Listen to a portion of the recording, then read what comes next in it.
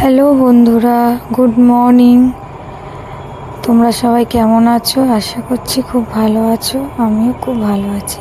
তো আমরা দেখতে পাচ্ছ সাজুগুজু করে বেরোচ্ছি। এখন বাজে সকাল 8:45।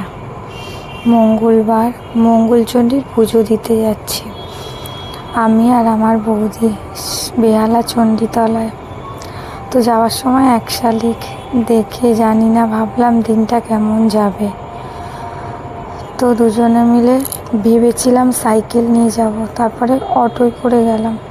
ভাবলাম না, বেলা হয়ে গেছে, অটোয় করে যাই। প্রত্যেকবার যেহেতু সাইকেলে করেই যাই, তো যাই হোক, এবারে অটোয় করে গেলাম।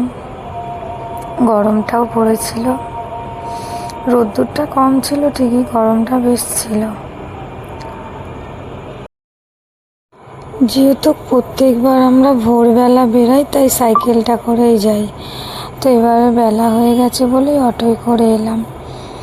তো মন্দিরের কাছাকাছি অটোয় নামিয়ে দেয়, তারপরে বাকিটা একটু হেঁটে আসতে হয়। তো হেঁটে আসছি আর ভাবছি, জানি না কতটা কি লাইন পড়বে, কারণ বেলা যত বাড়ে ততই লাইন বাড়ে। তো ঠিক যেটা ভয় পেয়েছিলাম সেটাই। তো দেখলাম বেশ লাইন। তো প্রথম বুঝতে পারিনি, কারণ আমি এই 1 বছর বাদ দিয়ে আর 1 বছর, মানে ধরে নাও 2 বছর পর আমি এসছি। কারণ মাঝখানে আমার শ্বশুর মারা গেছিলো, তাই কালহস্তে আসিনি পুজো দিতে। তো আসার পরে ভেতরে যখন ঢুকলাম, তো দেখলাম মারাত্মক লাইন। আর মনে হলো একটা যে আমি তারাপীঠে এসেছি, কারণ তারাপীঠে ঠিক এইভাবে, মানে ছাউনি করা পুকুরের সাইড দিয়ে লাইন, দারুণ লাগছিল। লাইন ঠিকই পড়েছিল ঠিকই, কিন্তু ভালোও লাগছিল। আর চিন্তা ভাবনাটা ঘরে একটু কম ছিল, ঘরে মা ছিল বলে আমি আর বৌদি বেশ আনন্দ সহকারেই পুজো টুজো দিয়েছি। দিয়ে একটু কেনাকাটা করে ঘুরে টুরে তারপরে তো তোমরা দেখতেই পাচ্ছ যে অনেক বেশ দোকান, লাইন সব।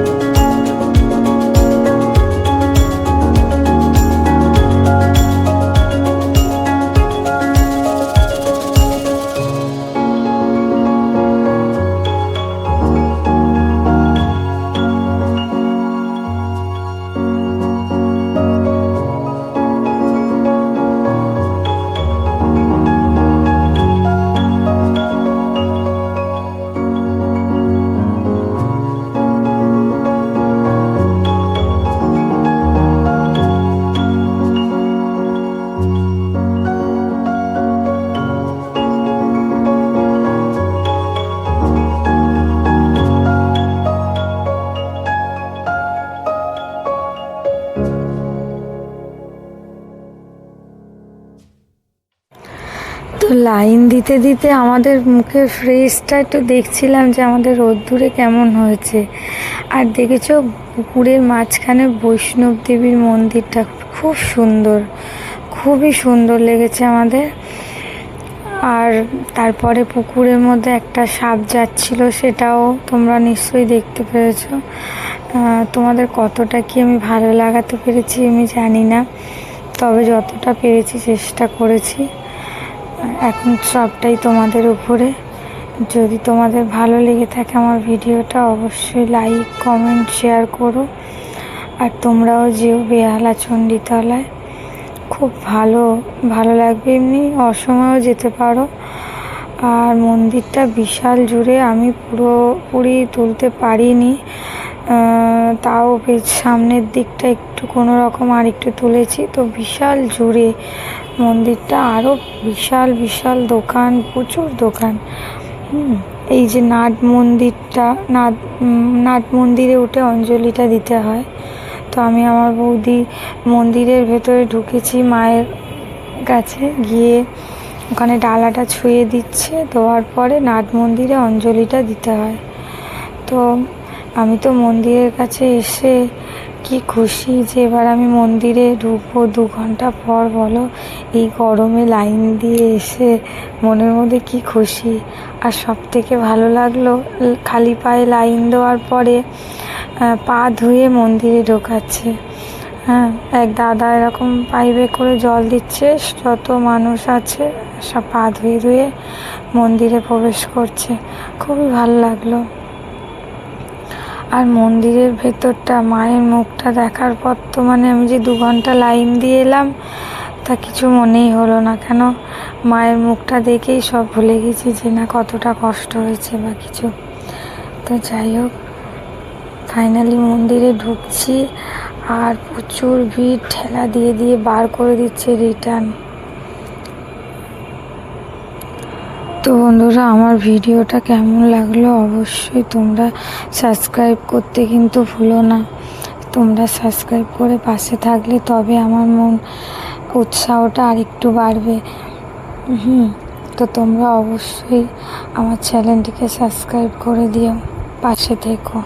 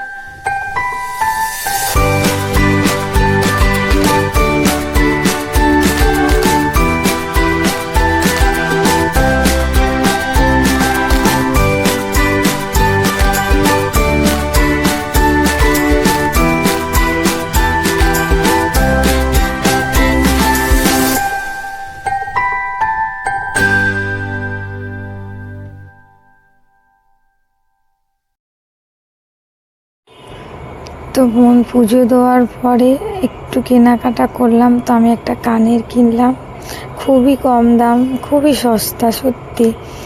আর গলার একটা শিক টাইপের কিনলাম। আর আমার বৌদি ছেলেদের জন্য তিনজনের নাম দিয়ে চাবি রিং কিনলো।